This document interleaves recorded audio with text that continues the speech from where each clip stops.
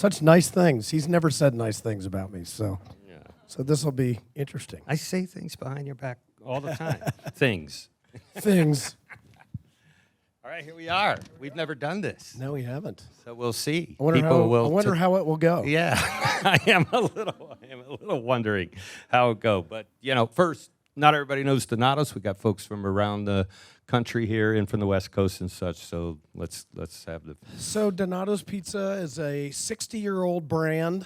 We like to think of it as a 60-year-old startup because of some of the things that we're working on today. But my father-in-law started this pizza shop on the south side of Columbus, Ohio. He was 19 years old, dropped out of Ohio State to really fulfill a dream that he started to form when he was just a kid.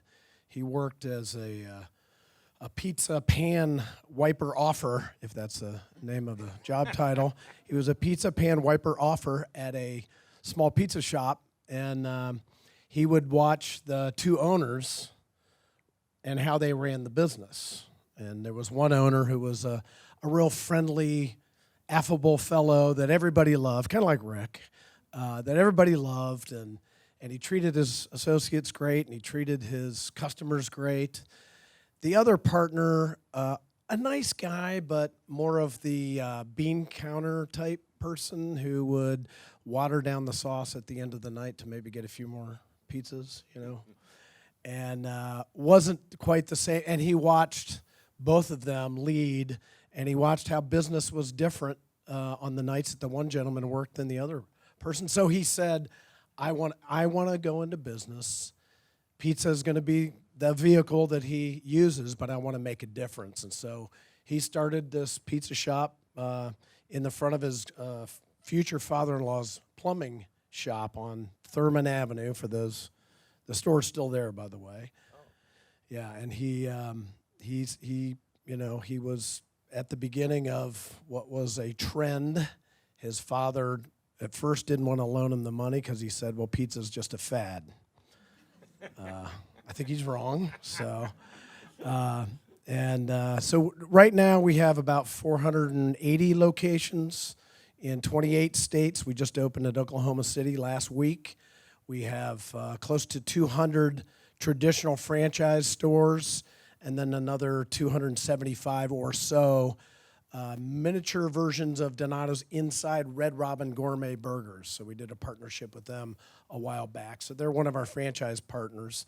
We're a franchise business. We live and die based on the success of our franchise partners. We happen to have two of them in the audience today, if you'll raise your hand. Doug and Drew DeVilbus. Let's give a big round of applause for them. Doug, you've been with us how many years? 31 years. He doesn't look that old, does he? No. None of us do. None of us do, right, exactly. As far as we're concerned. Exactly. But, yeah, we're in the midst of a big growth period right now. One of the things that when Jim developed this pizza idea, it's probably not politically correct to say, and now everybody's like, what's he going to say? Video up, boom, boom, boom. No, I always say he has obsessive-compulsive pizza disorder because he was very specific about the ingredients, and so everything that makes up our pizza pretty much is customized, which on one level makes a great pizza. That's why we do such high sales. On another level, it makes it hard to grow very quickly because you can't just open up in Reno, Nevada and say, hey, send me some cheese and some pepperoni, and I'm in the pizza business. So we've been a regional chain until this partnership with Red Robin really allowed us to then franchise across the country. So we're at the beginning of a really kind of cool period, which we can talk about. Well, you began to talk about it since it's from your founding, and what we love is that continued. Your quality brand, right? In a world where that wasn't always, or maybe still isn't always easy to navigate. I assume that takes more food costs, and to do that, you've held on. So how do you do that? I mean, what's it like to be a quality brand? Certainly in a world where, you have mass discounts out there and everything going on in the pizza business. Yeah, and I think, in the spirit of this conference, I think understanding how to position and market a quality brand is very different. You know, I worked for Wendy's for years, so I had a similar experience. But you know, pizza category is a $40 billion category. So I love being the best in a large category.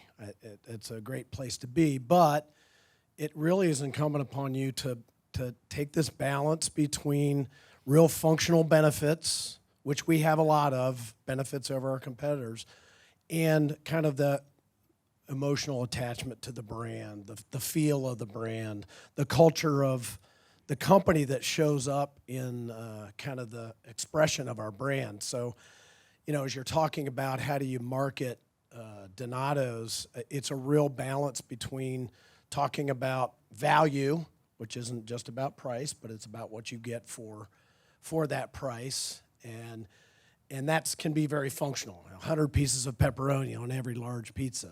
Those are kind of easy things to talk about.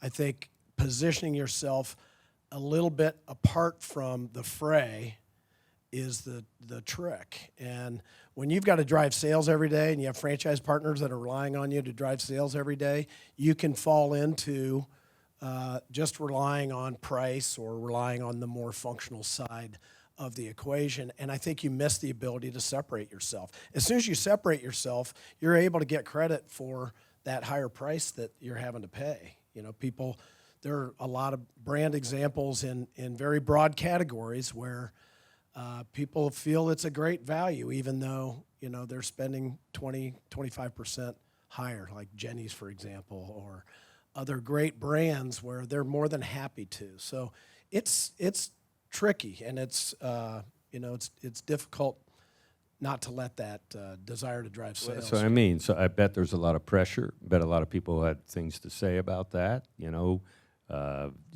because you're holding that price, and during times when there's economic headwind, probably now, you know, some economic headwind. I mean, was it ever debatable or a discussion, or, hey, that was our business model before, can we hold on to it? Yeah. Oh, yeah, you know, and when you're a 60-year-old company that has an active founder, by the way, you can fall into a trap of sticking with what worked in the past. And so being open to, I think today, the ability to target based on certain use occasions or certain demographics or certain, you know, users of media. Shipyard's done a great job of helping us get the right message to the right audience for the right, you know, use occasion without diluting the brand. I think that's where the trick is. It's not as simple as pulling these basic levers, awareness or price.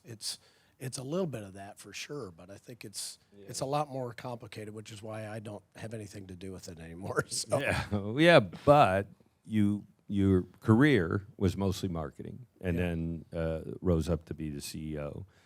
Got to be a difference. I mean, you're looking at the whole P&L, CEO. Is there a difference on your outlook? You've been doing it for a while, but when you made that transition, and as you've seen over the years. I would say so.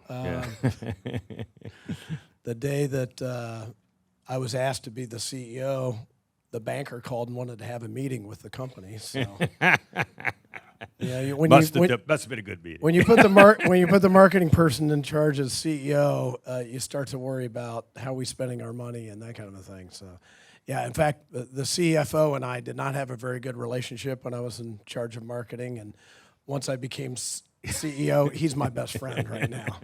And I think that's the difference is, you know, this job has a lot more risk mitigation or, you know, evaluating what the different risks are. So, and, you know, in some ways you're trying to get the best thinking from the group and make sure that you're pushing the envelope, but that you're not taking too big of a risk. Yeah, so there are marketers here. What could you tell us about how a CEO assesses marketing? How CEO assesses Yeah, marketing? how you assess it, when do you green light it? What do you want to hear? You know, well, I think that's what I mean, because all of the people here navigate that all the time, whether it's a global company or regional. I think the best first thing that you can do is make sure you've got a very specific and agreed upon brand architecture What are we always going to do, and what are we always not going to do? And I think a lot of brands, and I have in the past, miss that step. So you're wasting time on ideas that really don't fit the brand. So you're measuring something that you really shouldn't be doing to begin with. So I think the first step is make sure you have an alignment on who are you and what is the brand, what are you always going to do or say, and what are you always not going to do or say. I think the next obvious piece is you measure what kind of results. If your whole strategy is about new acquisition of customers, you got to be clear about what that strategy is, and then everything that you do, you've got to measure against that strategy. And if you don't have a clear success hurdle, and I talk like we're perfect all the time, and we're not. But if you don't have a clear success hurdle, then you're going to find yourself, talking yourself into doing all sorts of things that maybe you don't really want to do. So, the measurement tools are a lot more sophisticated today, and I think you can determine, did you accomplish the goal? But what is your goal first? So. Yeah, so I don't know if there's an industry more affected by COVID, both in and coming out of it. What is it? COVID? What is it? COVID. Yeah, I'll send you some. Okay, some literature article. on that. Yeah. Yeah. What was that like?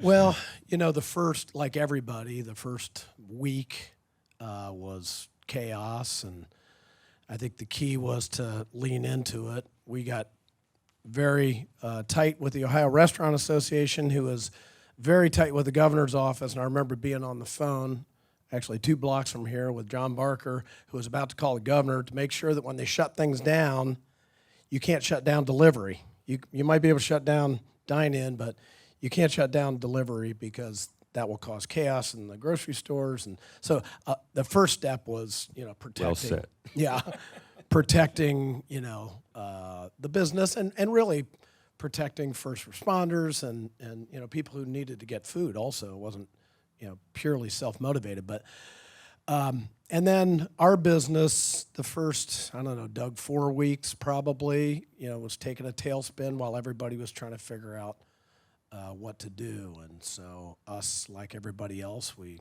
filed for the payroll protection, and we immediately got on the phone with our system. So we had phone calls, conference calls or video calls probably once every few days. And we said, here's what we know, and here's what we don't know. But I think our team did a pretty good job of staying visible with our system to just make sure everybody was scared. I mean, I'm not telling anybody anything they don't know.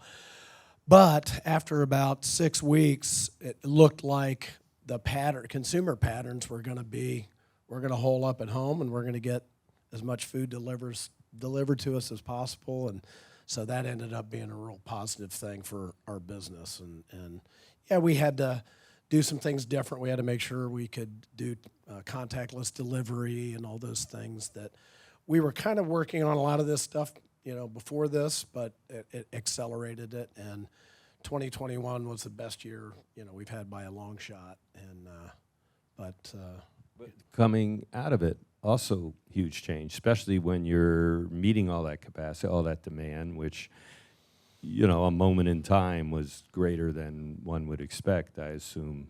Yeah, then you got to correct coming out of it, right? Yeah, we have 7,000 associates right. in a retail space that's a lower wage job. People were dealing with stress and trauma, and it was different. People didn't want to work. They were reassessing their lives, just like we all were.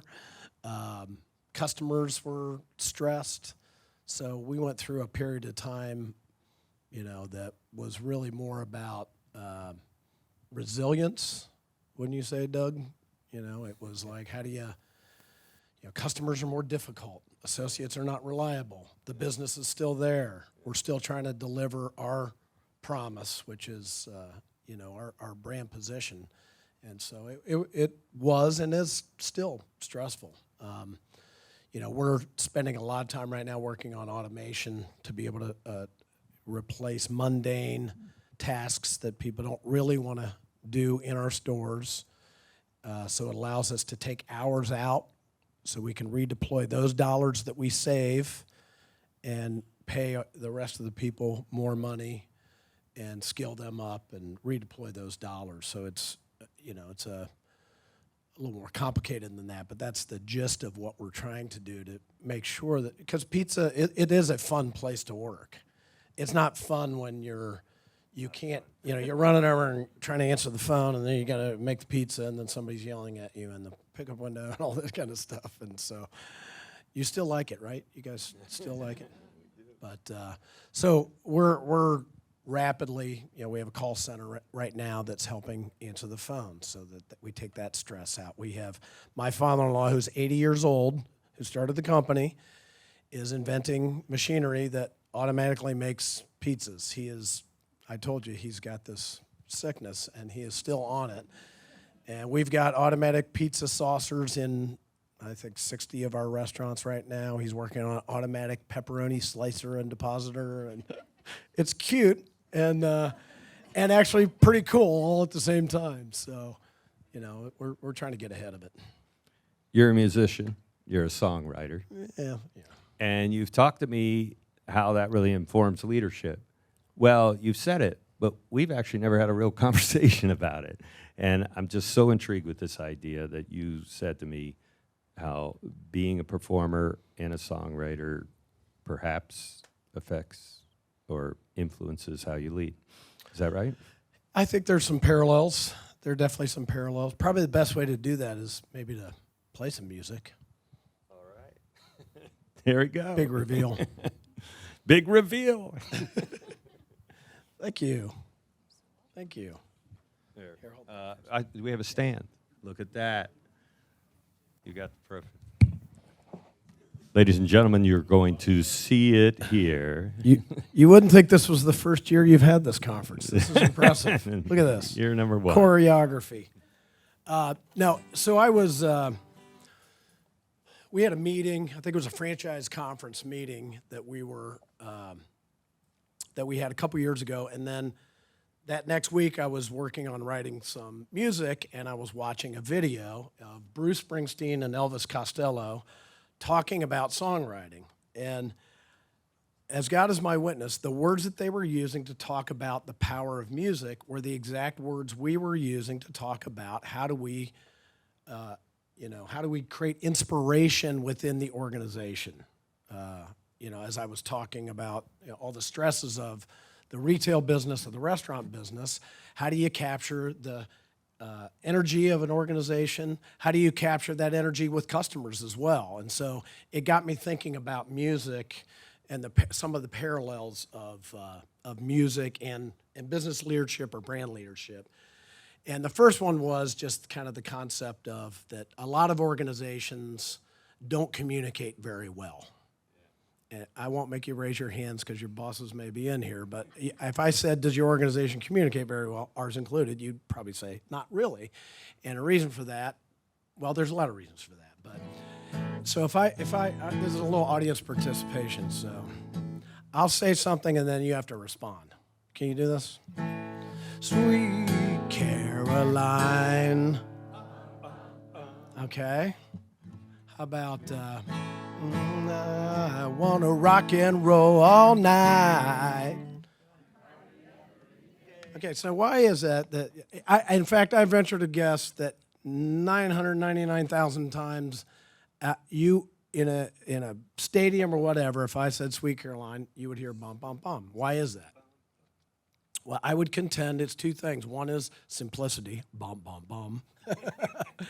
The other is repetition. The more you hear a message, and the simpler the message, the more, what do they call it, earworms that get stuck in your head? And I'm going to give you an earworm later that hopefully you'll leave with, and it will torture you forever because it's a song I wrote. But anyway, I think that organizations sometimes they complicate their brand architecture. They complicate their brand promise. They complicate their mission statement.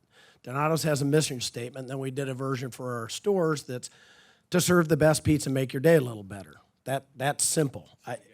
To serve the best pizza and make your day a little better. Now, when I have given this presentation before, I've shown mission statements that, they've got all the words right because they had a committee of people. Have you ever been in those meetings? Are you arguing over words? Everybody hates it. And so you put all the words in there. And the problem is the organization doesn't really understand where you're going. And you have a tendency to want to revise things and change things. So the more consistency, the better.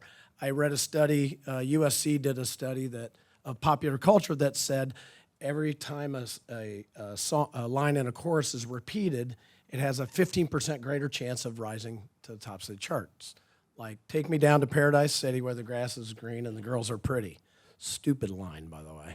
Doesn't actually make any sense. But it's repeated 19 times in that song, and you remember that. And so it's a test for all of us to make sure that we don't have to be perfect. Take me down to Paradise City, the grass is green and the girls are pretty. We don't have to be perfect, but we should be consistent and succinct and repeat that message.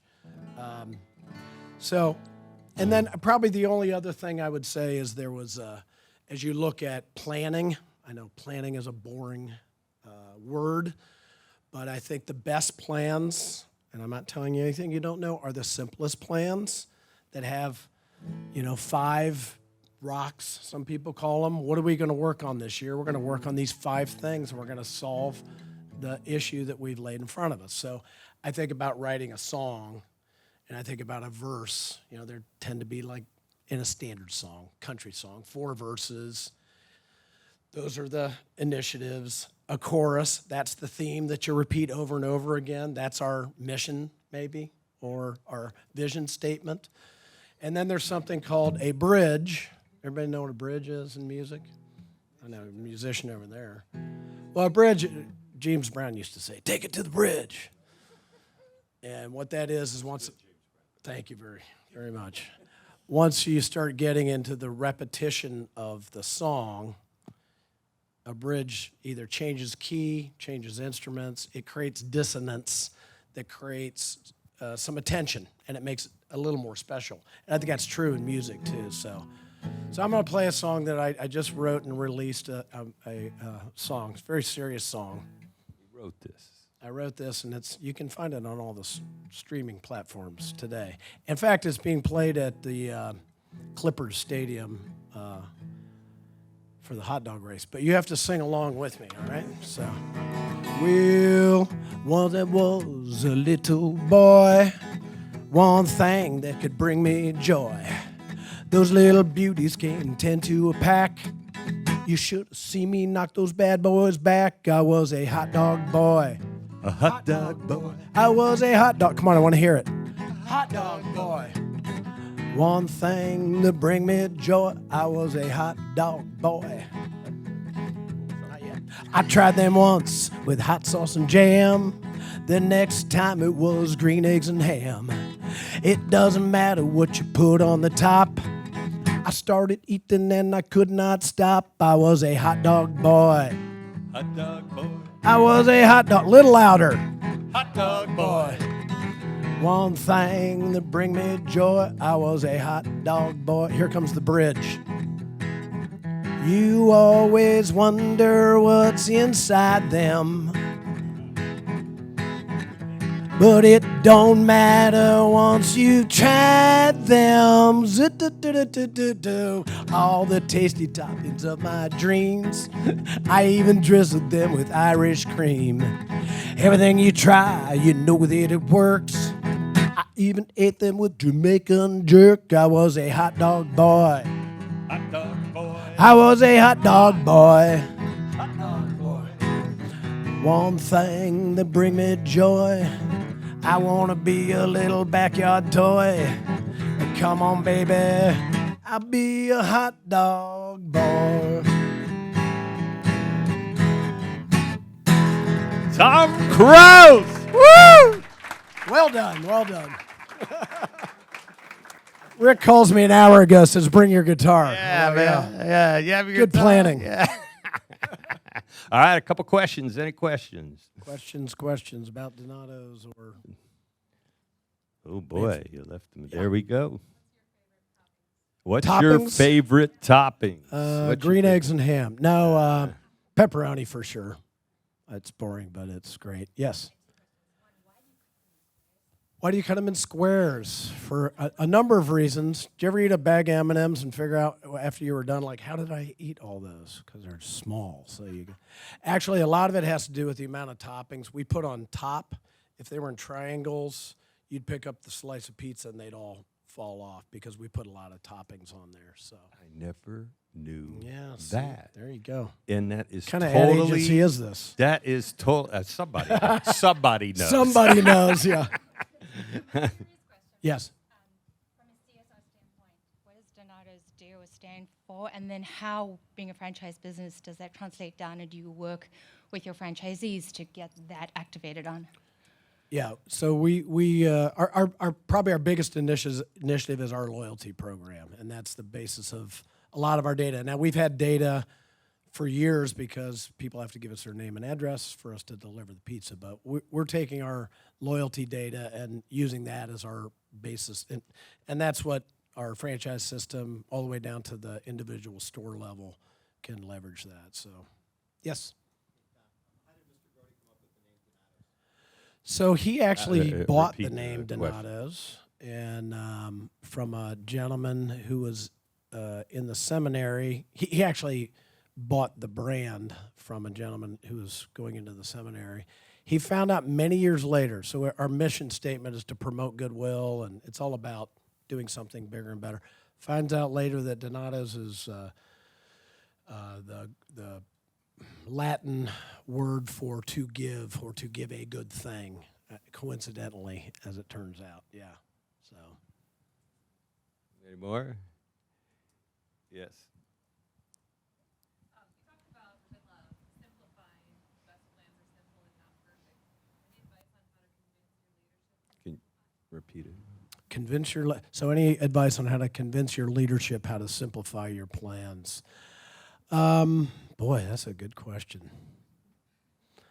I think you show some case studies. Show how when organizations focus, you're going to get results. There are also a few models, and leadership likes to buy things from the outside. Like EOS is a model that has a system that has a scorecard and forces you to create rocks, they call them.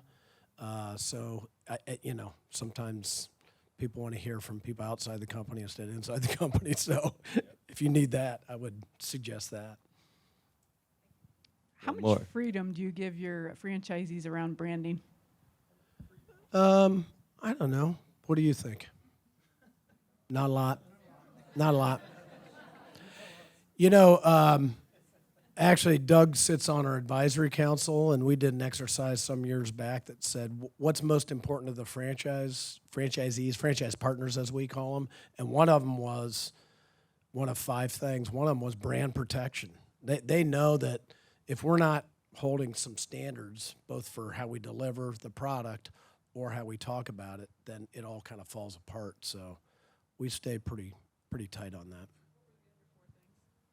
Oh, other 4 things. One was brand protection. The other was innovative thinking, like looking up the horizon. One was ability to make me money. One was leadership we trust. And I can't remember the 5th. Do you remember? Maybe there were 4. There were 4. A specific leader? Yeah. Thanks, Doug. Okay. That was pretty good because I wouldn't have. I would have gone. What are the other 4 things? I don't know. Where's the cue card? Yeah. I do have one more. You're a sponsor, Wonderbus, right from the beginning, Yeah. and you also helped start Columbus Music Commission. So for our Columbus people, what do you think of the scene here in Columbus? And what's our future? Well, so I musically? got involved in one of the founders of the Columbus Music Commission just because we have a great cultural asset that doesn't really have an infrastructure to leverage it. And Columbus can and should be known as a great music city, and so that's why we've started that. And I appreciate your leadership on bringing Wonderbus because I think that's taken us to kind of that next level. So appreciate it. All right, Tom Krause, CEO of Donato's. Thanks a lot.